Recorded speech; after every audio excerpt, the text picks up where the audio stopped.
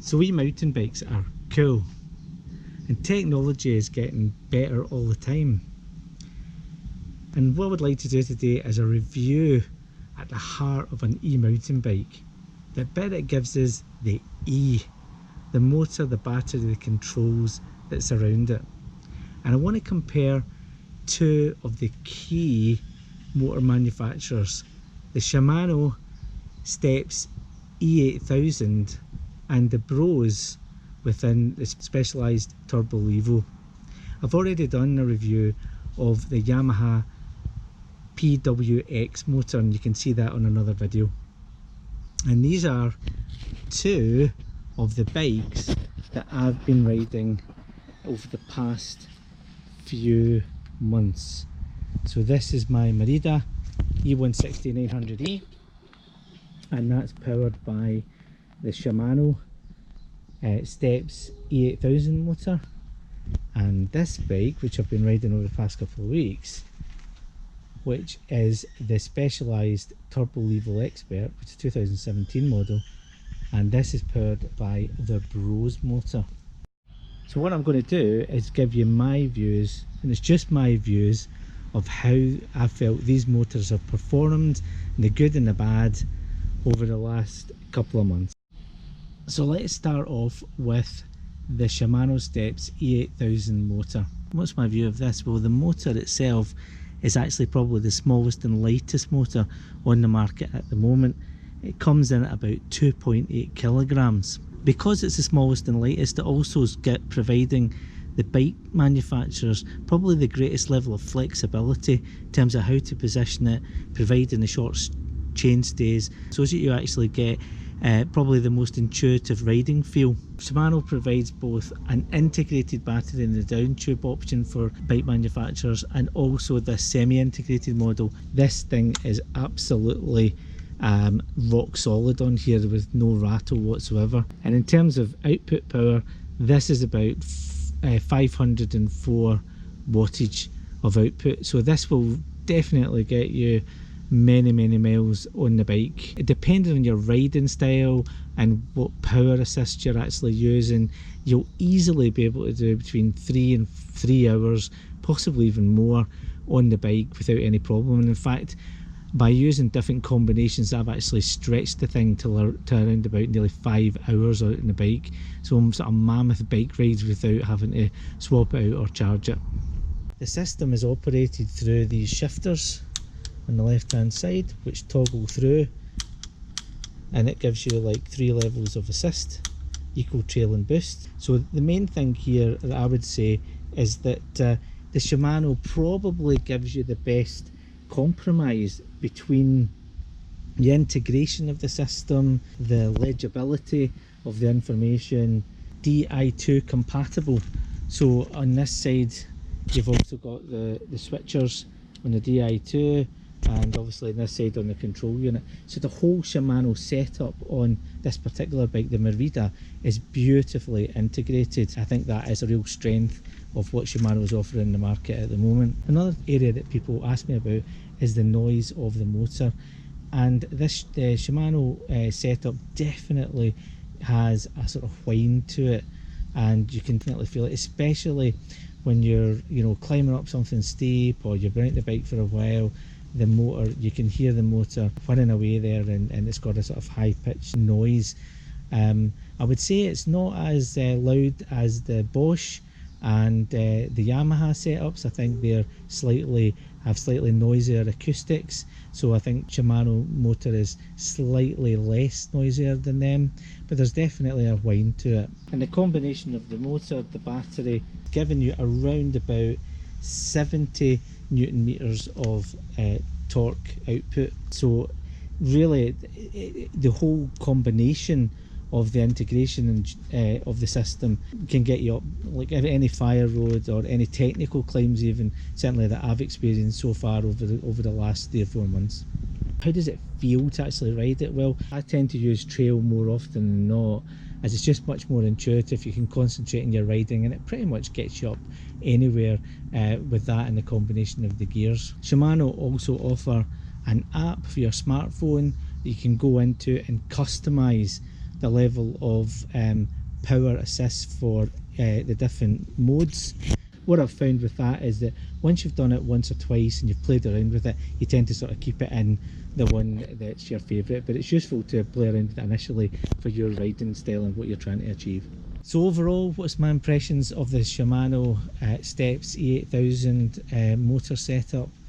Well, I think it's probably the most compact in the market just now. It's got very indicative control processes, really great complete integration. You can also get it in certain bike models integrated into the down tube as well. What's the downsides? Well, probably the noise level, if that's a real big issue for you, and also you do feel a slight drag kicking in when you get to its top out support of 25 kilometers an hour, but I don't think it's quite as bad as the drop off on the Yamaha system, and definitely not as bad as on the Bosch models. Moving on to this Brose motor, which is incorporated within this specialised Turbo Level Expert.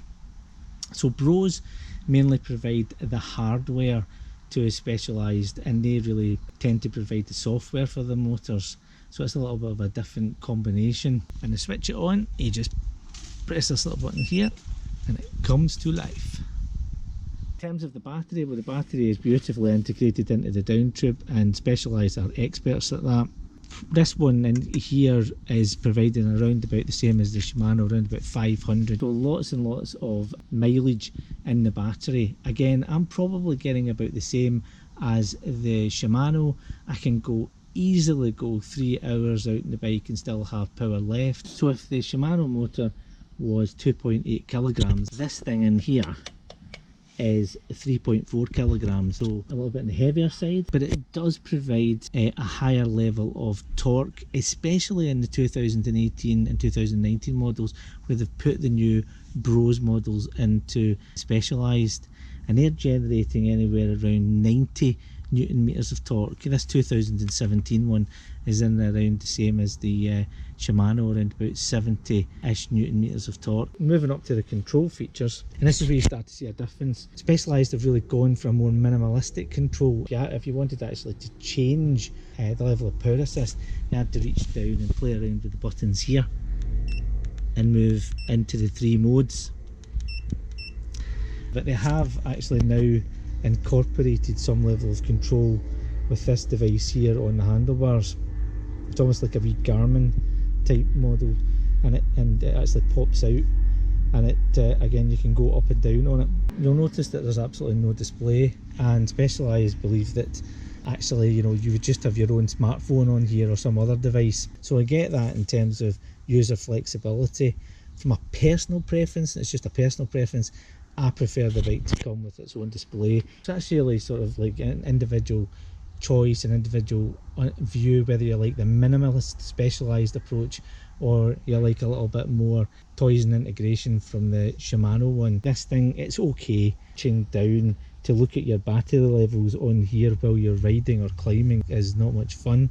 I think Specialised could do better there. So Specialised also provide an app similar to Shimano. It's a mission control app. You can go in, again it allows you to customise the different level of support that you can get, and it can also do route planning on it, and it helps to modulate the battery power and how much the battery is going to support you in order that you're going to have some power left as you're going through your route, which is quite a cool feature. So overall, I would say the apps are sort of similar-ish, and I would probably say that the Specialised one has maybe got a little bit more customization in it.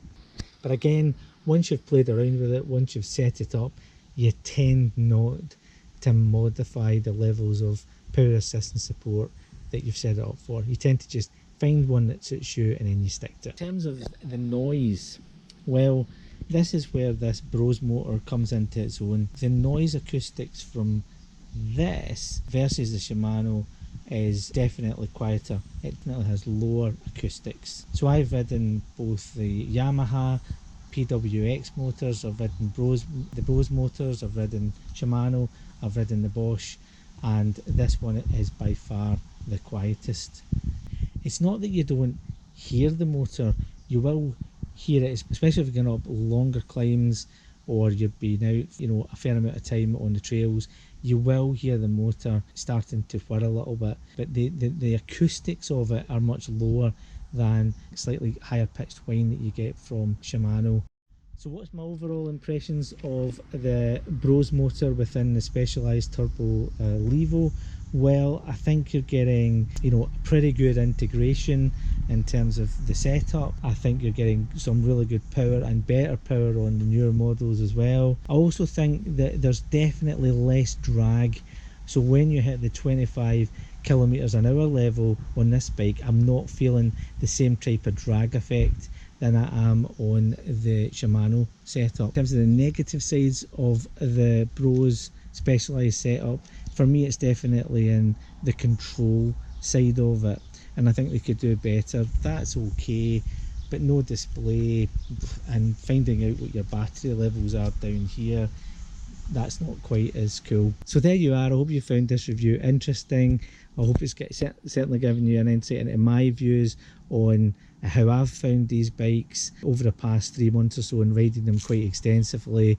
They're both very, very good setups. You won't go wrong in picking either of them. What's my overall personal opinion? If you're into like stealth, then Specialized have certainly got that nailed down, and that is the quieter bike. But if you're into overall integration, the whole package, I would say that Shimano have got this nailed at the moment in terms of the shifting, in terms of the little display unit, in terms of connecting to the Di2. For me, they're just a step ahead in terms of the overall package. How could the Brose Specialized thing improve? Well, they've already increased the power, which is amazing. I think if, and it's not really a Brose issue, it's really a Specialized issue, if they control componentry on the handlebars, I think they would have it nailed. In terms of the Shimano STEPS E8000, I think Shimano could probably eke a little bit more power out of their unit and get it up now to 90 newton meters of torque. They're getting slightly left behind,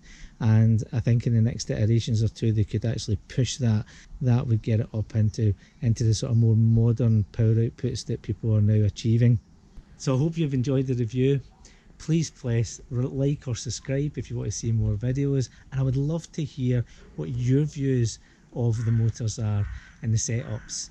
So if you've got any one of these bikes, or if you're planning to get them, or you've tried them out or whatever, I'd love to hear how you felt. How did you get on with them? Did you have the same views as me? Did you have different views? Please leave them in the comments. Just left to say, have fun in the trails.